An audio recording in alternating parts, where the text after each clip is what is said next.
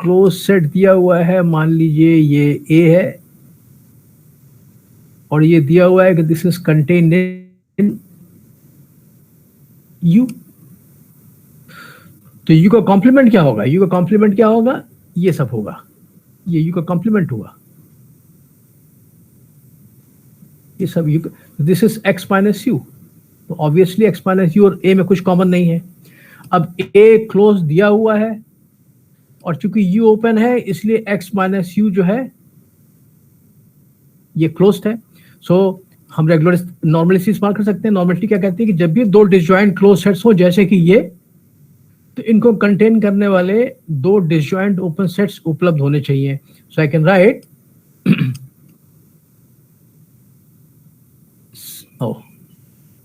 since a and x minus u are closed and x is normal, there exist open sets, मान लीजिए v and w in x such that a is contained in v, दूसरा close set x minus u is contained in, और दोनों disjoint होने चाहिए, and v intersection w is empty, ये होना चाहिए। Now from here you can C, from here हमको दिखाना ये है, हमको दिखाना ये चीज है। यहाँ कैसे पहुंचे? तो हमारे पास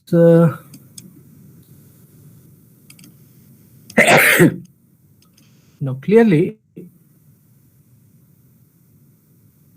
अगर v और w डिसजॉइंट हैं तो इसका अर्थ ये हुआ कि v is contained in x minus w, right? And this will mean that v closure is contained in x minus w closure, and this is equal to x minus w. क्यों? Because x minus w is closed. क्यों closed है? क्योंकि w open set था, इसका complement closed होगा, right? And a set is closed if and only if it is equal to its closure, तो इसके बराबर हो जाएगा। तो यहां से ये हो जाएगा कि I am sorry v bar I am sorry बराबर नहीं, contain this is contained in, this is contained in ये, और ये इसके बराबर हुआ। तो आपको ये देखना है, आपको ये देखना है मुख्य चीज क्या है कि this thing is contained in this thing, इसको भूल जाइए, बीच का भूल जाइए, यहां से भूल जाइए, राइट? ऑल्सो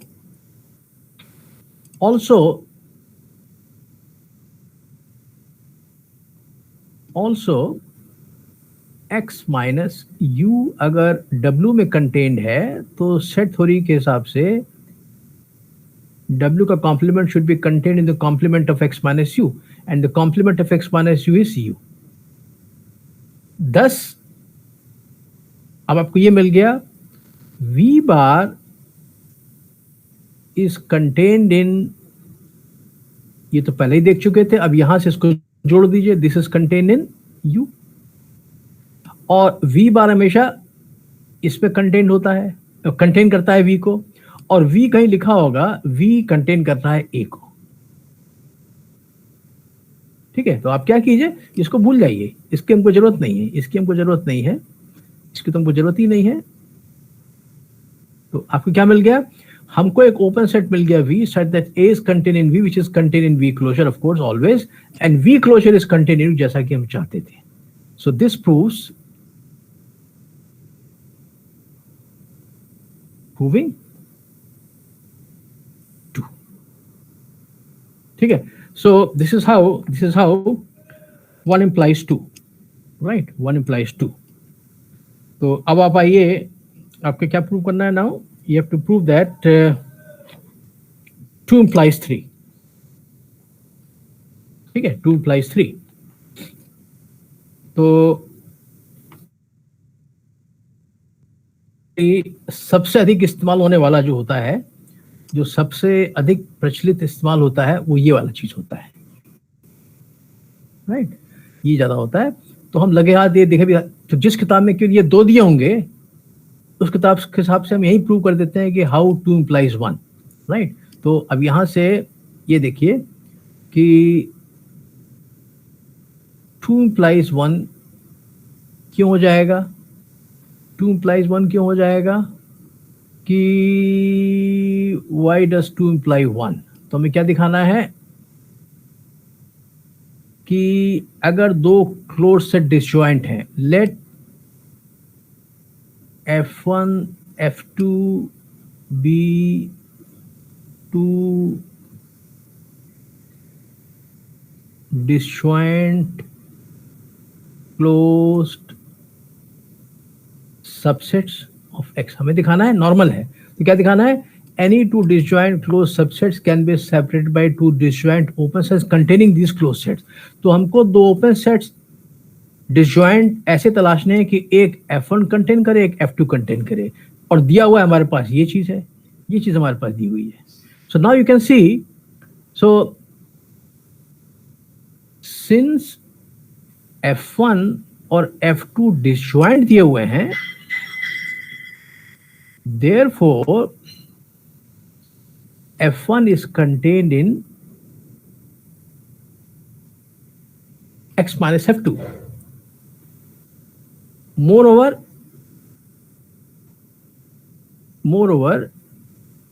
चूंकि F2 क्लोज्ड है, इसलिए this thing is open.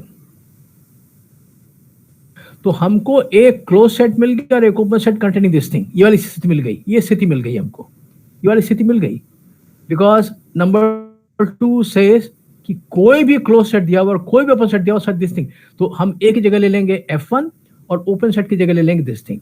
So I can right so by number 2 there exists open V such that A की जगह पे हमारा F1 है, F1 is contained in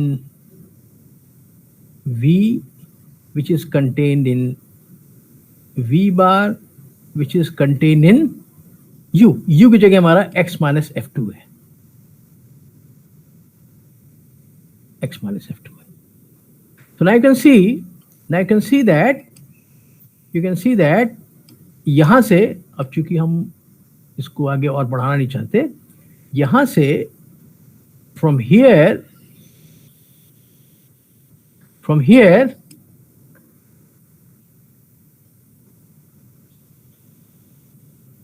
thus from here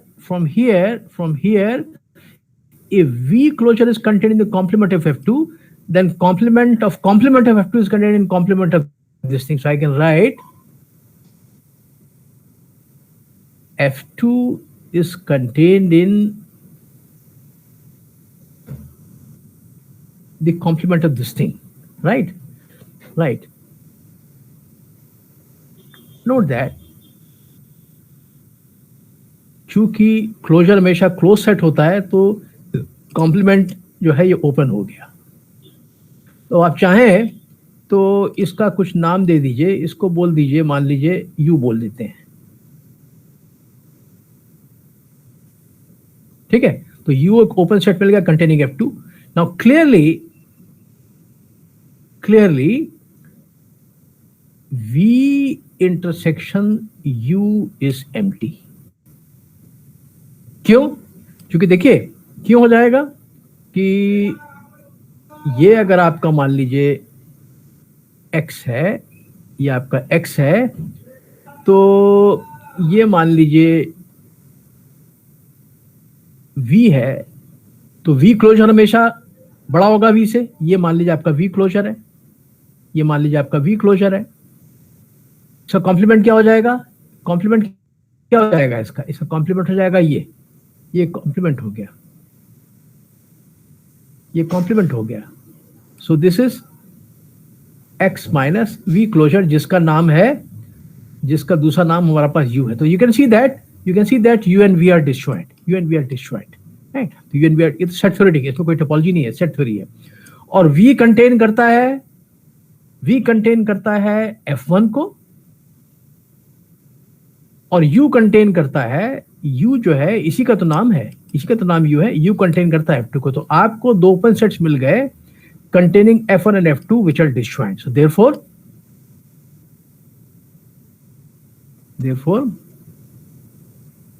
this is normal.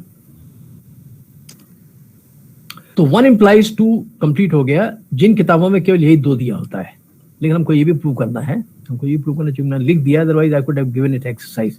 इसका आप screenshot ले लीजिए,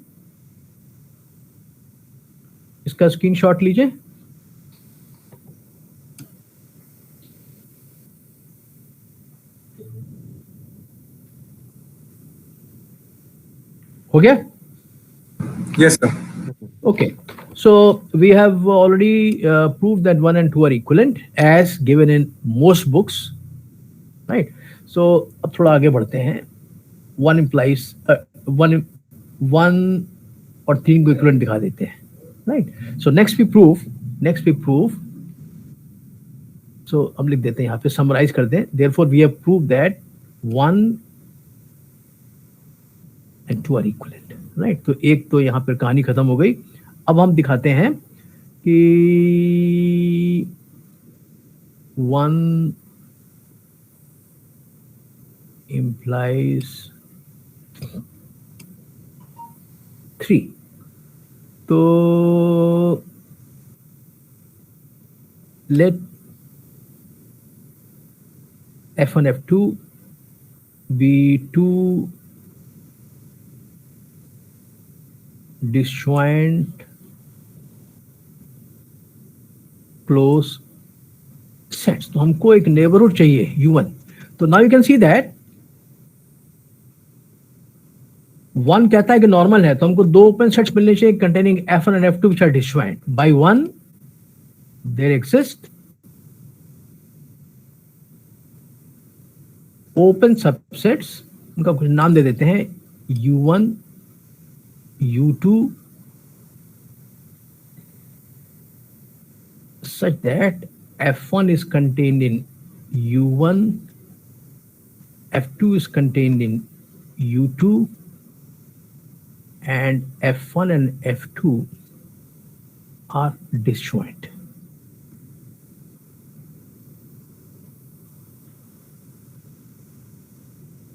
ठीक है? तो you can see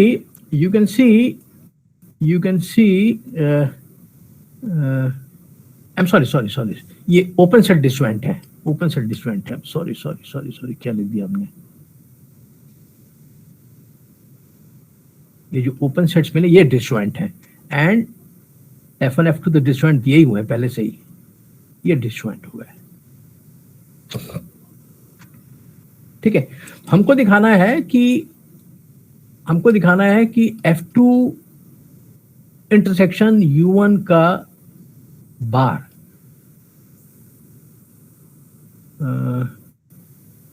okay, right, with the u1 closure is called this thing. Okay, so this u1 closure will contain all limit, this is the collection of all limit points of u1 के अलावा इसमें क्या चीज है, u1 के सारे limit points. हमको ये दिखा देना है कि हम फिर से याद दिला दें u1 बार क्या है, u1 बार में अंदर क्या है, u1 के अलावा इसके अंदर u1 के सारे लिमिट पॉइंट्स हैं।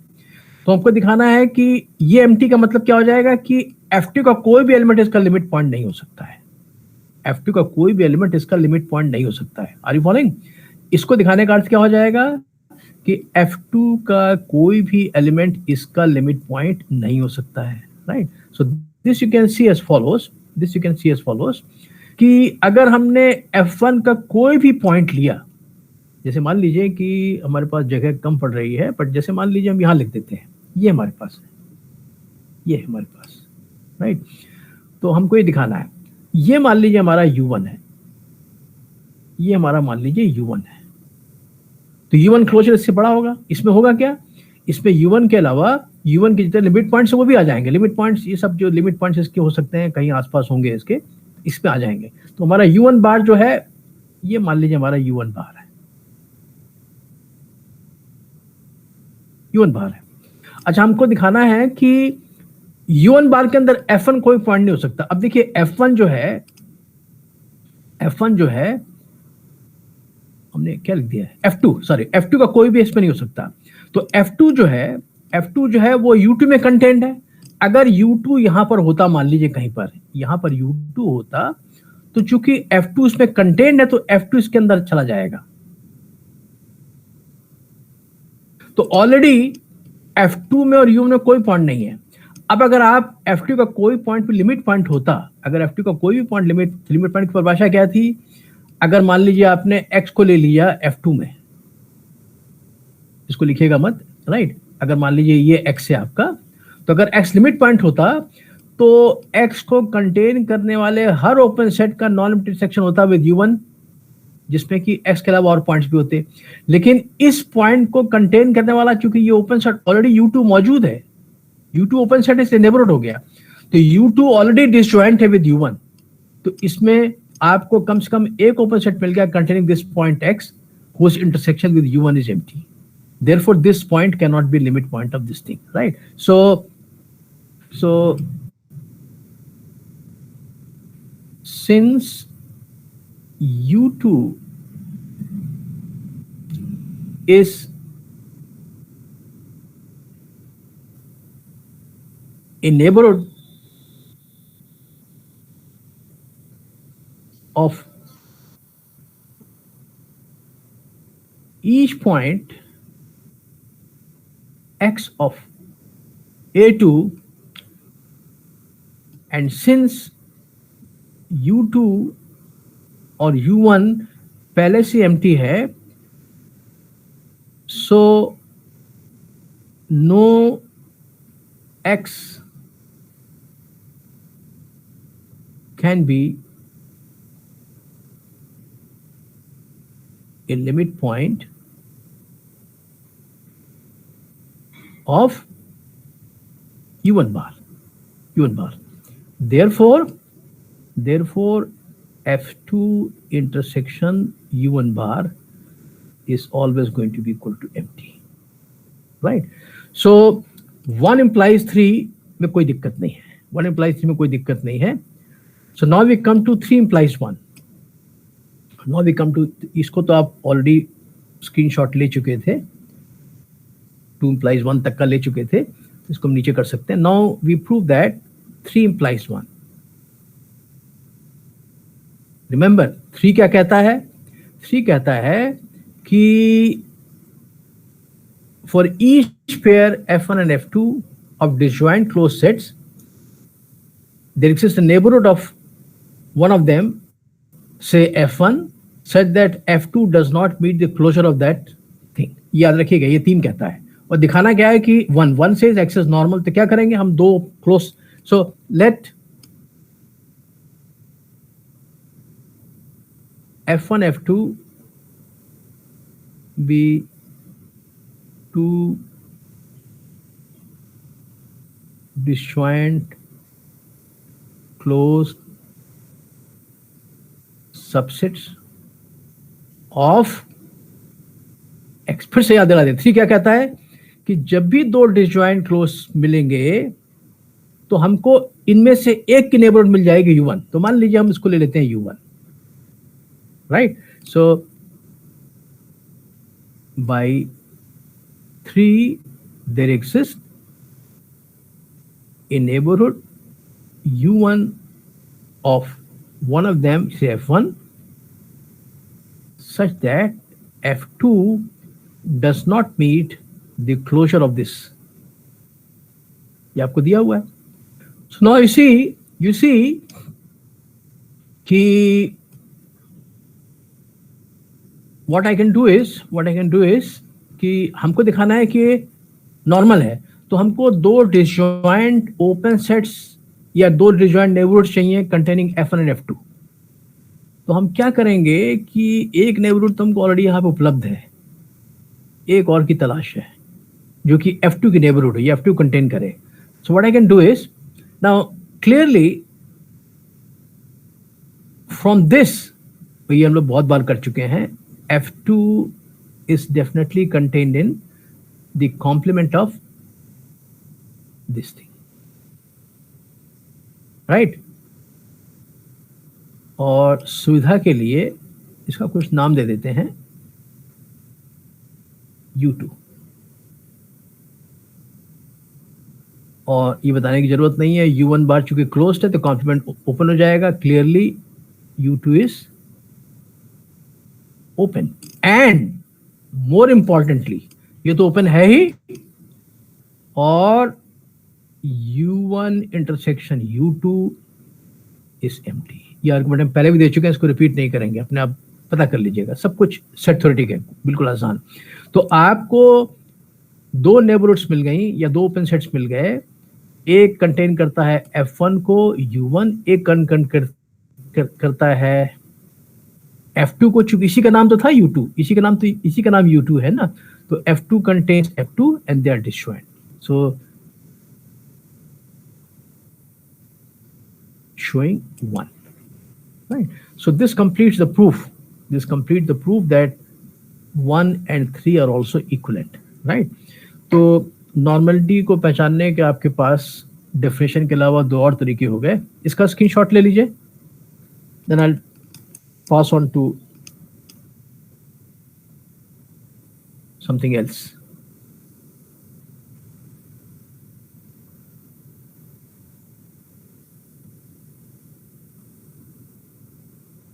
हो गया जी? Hello? Yes, sir. Yes, sir. Okay. So now I will use a fresh page.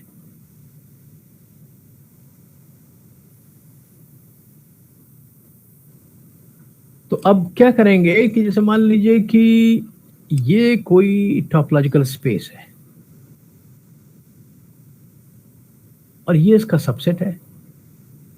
आपको मालूम है कि सबसेट पर एक सब स्पेस टोपोलॉजी होती है, राइट? याद कीजिए कि सब स्पेस टोपोलॉजी कैसे मिलती थी. जितने भी ओपन सेट्स थे टाउ में, उनका ले लेते थे इंटरसेक्शन विद वाई. ये इसकी डेफिनेशन थी, और ये टोपोलॉजी फॉर्म करती थी, इसको बोलते सब स्पेस टोपोलॉजी, रिलेटेड टोपोलॉजी. तो कोई भी आप टोपोलॉजिकल स्पेस लीजिए, उसका लीजिए एक सबसेट, सब स्पेस ले लीजिए. तो सवाल ये उठता है कि अगर इसके अंदर कोई प्रॉपर्टी है तो क्या सब स्पेस भी प्रॉपर्टी? जैसे मान लीजिए अगर ये T1 है तो सब स्पेस भी T1 होगा कि नहीं? अगर ये T2 है, ये भी T2 होगा कि नहीं? अगर ये T3 है तो ये भी T3 होगा कि नहीं? अगर T4 है तो T4, और भी कई प्रॉपर्टी. तो अगर कोई property P is some topological property, ये एक वेग सा नाम है, ये बहुत ही मतलब वो प्रॉपर्टी जिनका हम लोग टोपोलॉजी में अध्ययन करते हैं. जैसे कि अभी हमने क्या देखा था अब तक? Second countable, first countable, Lindelof, separable. अभी नया क्या देखा? T1, T2 या हॉस्टॉर्फ, रेगुलर या T3. तो P can be any of those things. P can be T1, P can be T2, P can be separable, P can be Lindelof. तो हमारा सवाल ये है कि अगर XT में वो प्रॉपर्टी है तो क्या इसका सबस्पेस प्रॉपर्टी होगी? So if property P is such that whenever XT has this property, then it's every subspace, एक नहीं सभी subspace, if every subspace also has P, then the property P is said to be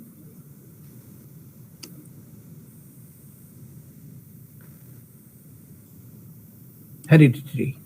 मतलब ये कहेंगे कि ये property जो parent space पे थी उसको उसके सब स्पेस ने इनहेरिट कर लिया। तो एक वंश से दूसरे वंश में प्रॉपर्टी ट्रांसफर होगी तो बोलेंगे उस प्रॉपर्टी को बोलेंगे वो हेरिडिटरी है।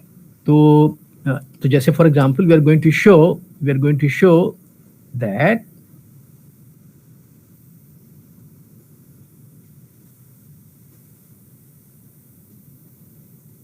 the properties T0, T1, T3 are hereditary। ध्यान दीजिए T4 के बारे में नहीं बोल रहे हम। मतलब क्या हो जाएगा, एक बार फिर से एक्सप्लेन कर दें। That is if any topological space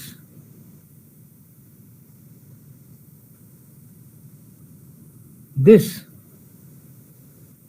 is T0 or T1 or T2 or T3, then it's every subspace is also T0 or respectively T1, T2 और T3। सामान्यतः ये चीज लिखी नहीं जाएगी, लेकिन चूंकि पहली दफा लिख रहे हैं हमने आपको एक्सप्लेन कर दिया। हम लोग इतना ही बोलेंगे दीज प्रॉपर्टीज आर हेरिडिटरी, लेकिन चूंकि पहली बार ये टर्म आ रहा है हेरिडिटरी तो एक्सप्लेन करने की बता दिया है कि इसका अर्थ क्या है, राइट। तो जैसे मान लीजिए कि अच्छा होगा क्या कि प्रूफ, तो हम क्या करेंगे कि प्रूफ जो है यू ट्रस्ट मी कि T2 का प्रूफ एक जैसा है और T3 का थोड़ा सा फर्क है। तो बजाय T0, T1, T2 सबके लिए अलग करने का I will prove only for T2 and I would expect you to prove similarly for T0 and T1 और T3 के लिए, ठीक है। So we give proof only for T2 and T3 and I again repeat you can trust me कि T0 T1 का T2 जैसा ही proof होगा बल्कि और सरल होगा, राइट। सो T2 वाला ध्यान देखिएगा तो I am sure you can do it for T0 and T1। तो पहले T0 को निपटाया जाए। तो मान लीजिए late xt tau be a T2 space, let y be a subset of this thing। हमें क्या दिखाना है, फिर से याद दिला दें, we wish to show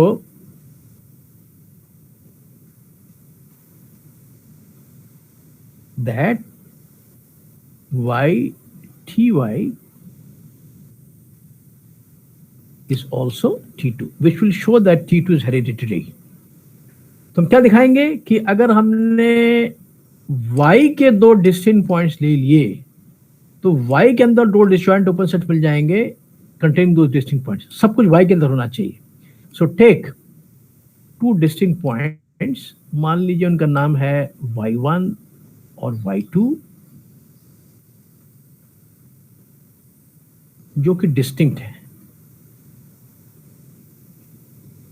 ठीक है। अब देखिए ये स्थिति है, ये आपका मान लीजिए x है, ये आपका मान लीजिए y है। अब y के अंदर हमने दो डिस्टिंक्ट पॉइंट्स लिए, y1 और y2। तो y1 y2 x के भी तो पॉइंट हुए, x का भी पॉइंट हुए। So since y1 y2 are also elements of x और x ऑलरेडी T2 दिया हुआ है, there exist open sets u1 u2 in x, y के बारे में नहीं कह सकते, they exist in x, जो कि डिसजॉइंट है, जो कि डिसजॉइंट है. नाउ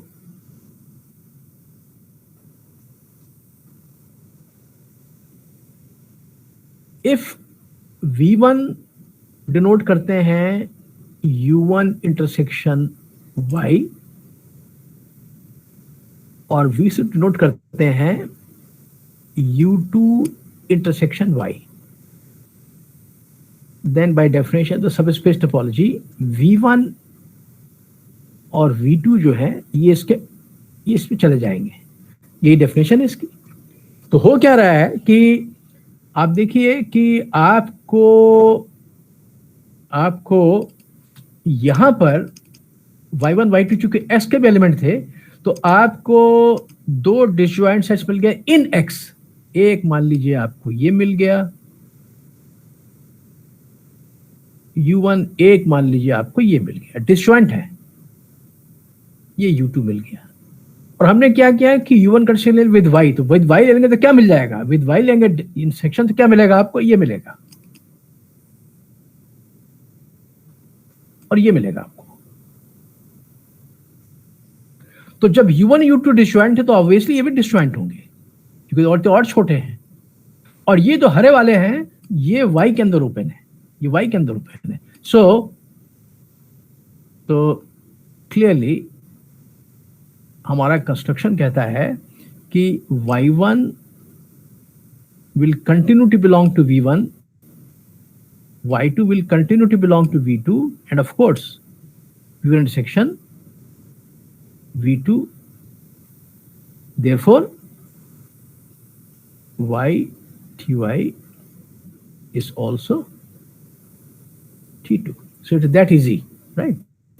तो केवल आपको विजुलाइज करना है कि हो क्या रहा है, राइट? तो ऐसा ही आप टी नॉट टी वन के लिए कर लीजिए, कोई आपको दिक्कत नहीं है, यू कैन रेस्ट अश्योर्ड कि कोई दिक्कत नहीं होगी. सो दैट शोज कि अगर कोई T2 उसका हर सब स्पेस भी T2 होगा. अब हम करते हैं T3 के बारे में. अब हम T3 के बारे में करते हैं, तो T3 के बारे में करते हैं. Let me see if I can do it in this space, otherwise हम नेक्स्ट पेज पे चले जाएंगे फिर. तो next let this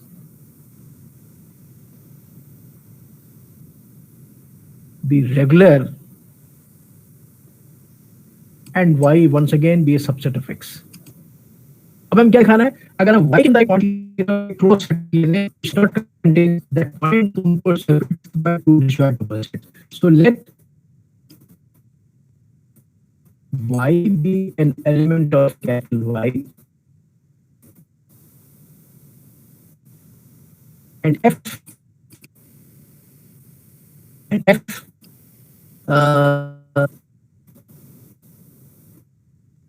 be closed in this thing.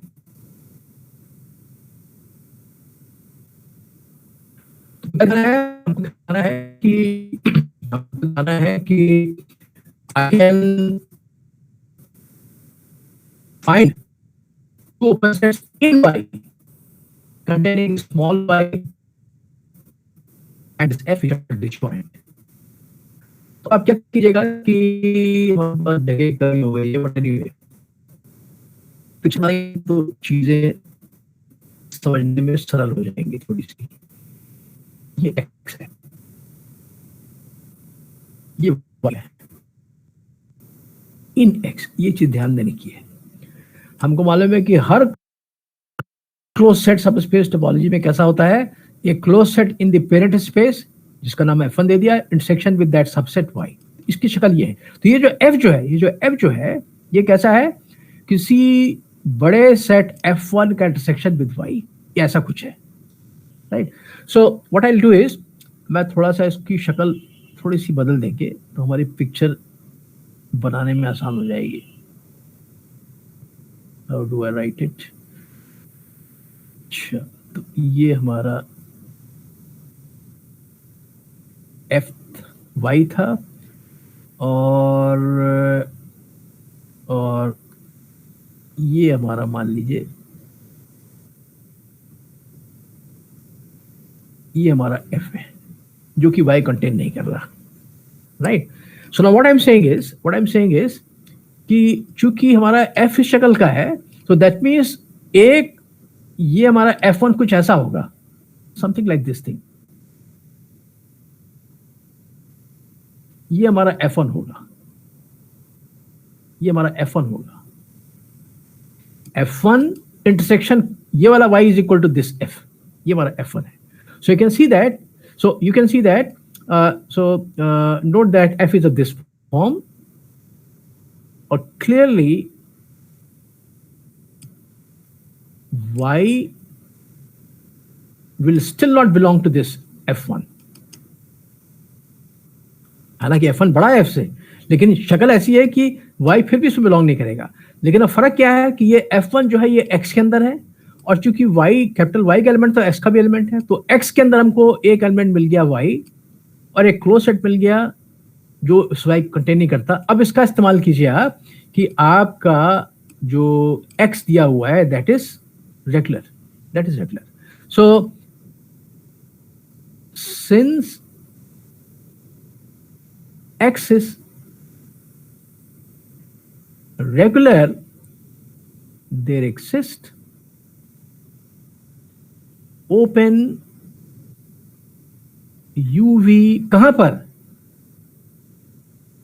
in x, such that y belongs to u, f1 is contained in v, and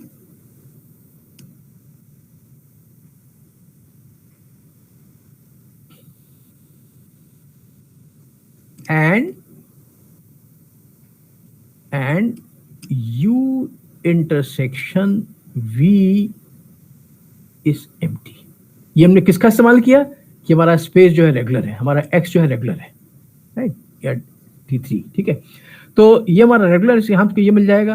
तो अब आप देखिए हो क्या रहा है कि हमको एक ओपन सेट मिल गया इन x, तो इसको हम किसी और रंग से कर देते हैं, मान लीजिए तो हमें एक मिल गया इसको कंटेन करने वाला जिसका नाम है u, something like this thing, I get something like this thing. ये मिल गया हमको, मान लीजिए u मिल गया, और एक हमको v मिल गया जो कि इसको इंटरसेक्ट नहीं कर रहा, तो हमको सावधानी से बनाना पड़ेगा, something which does not meet this thing. हमको एक ये भी मिल गया, ये हमको मिल गया, v मिल गया, ये हमको v मिल गया। तो what I can do is now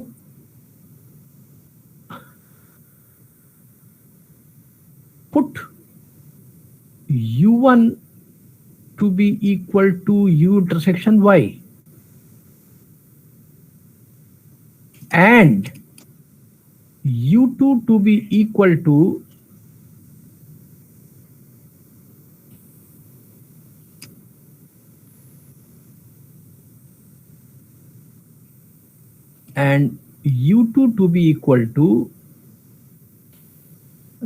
हमने क्या लिया, v intersection y।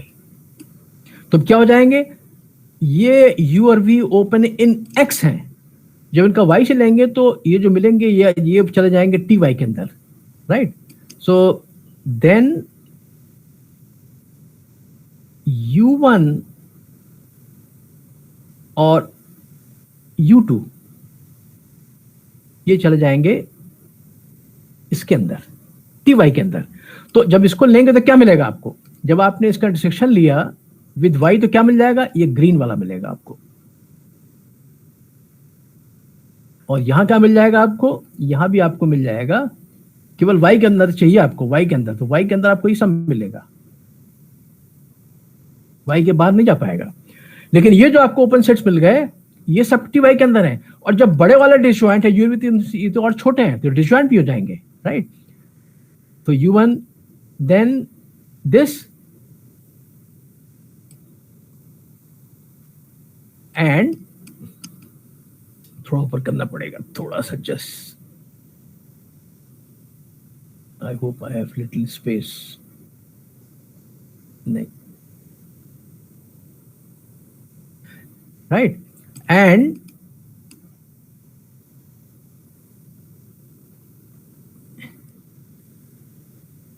U1 intersection U2 ये मिल जाएगा आपको एम्प्टी, दिखाई पड़ रहा है यहाँ पे, U1 U2 मिले, ये एम्प्टी मिल जाएगा। तो आपको दो डिसजॉइंट ओपन सेट्स मिल गए इन Ty containing this Y and F.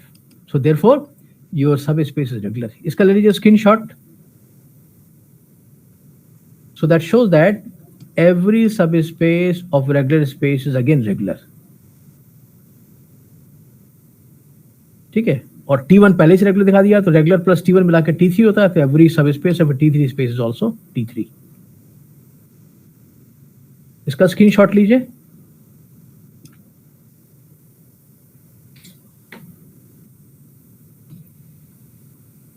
इसका स्क्रीनशॉट हो गया? Yes, sir. Okay, so now अब देखिए इसमें से T4 और नॉर्मल मिसिंग है, तो इसलिए मिसिंग है कि नॉर्मल जो है, हमने कहा था नॉर्मल, इसका नाम गलत दिया हुआ, नॉर्मल बहुत एबनॉर्मल है, वो ठीक से बिहेव नहीं करता है बिल्कुल इन मेनी रिस्पेक्ट्स। जैसे यहीं पर था, ये सब थे हेरिडिटरी, लेकिन हेरिडिटरी नहीं है, तो हम यहां लिख देते हैं एग्जाम्पल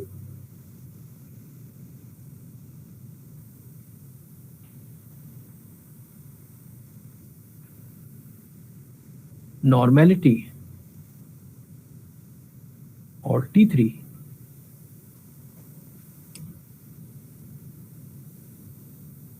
और नहीं, एंड क्योंकि T3 में थोड़ा सा फर्क नहीं, T4 this is T4, normality plus T1 is equal to T4, this is not hereditary. Example, तो एग्जाम्पल देंगे कि एक स्पेस जो कि नॉर्मल है, लेकिन उसका एक सब स्पेस जो कि नॉर्मल नहीं है, तो स्पेस उस एग्जाम्पल ये है कि late x be equal to A B C D, और फिर टोपोलॉजी ले लीजिए। ऑफ कोर्स ये तो लेना ही पड़ेगा आपको, और उसके अलावा जो है इसमें एक ओपन सेट ये है, एक ओपन सेट ये है, एक ओपन सेट ये है, ठीक है। तो I think you just stop here.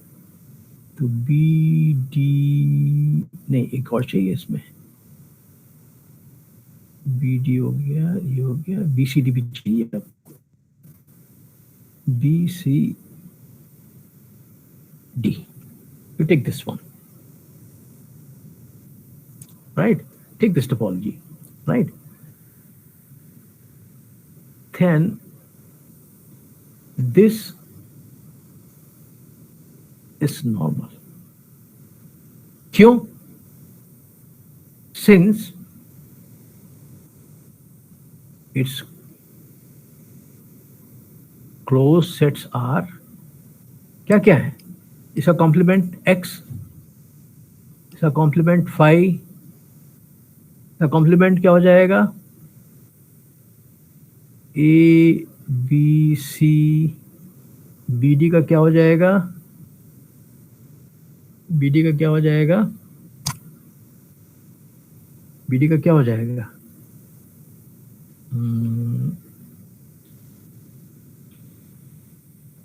A B C D, कहीं पे ए नहीं आया हमारा है, हमारे इसमें कहीं ए नहीं आया,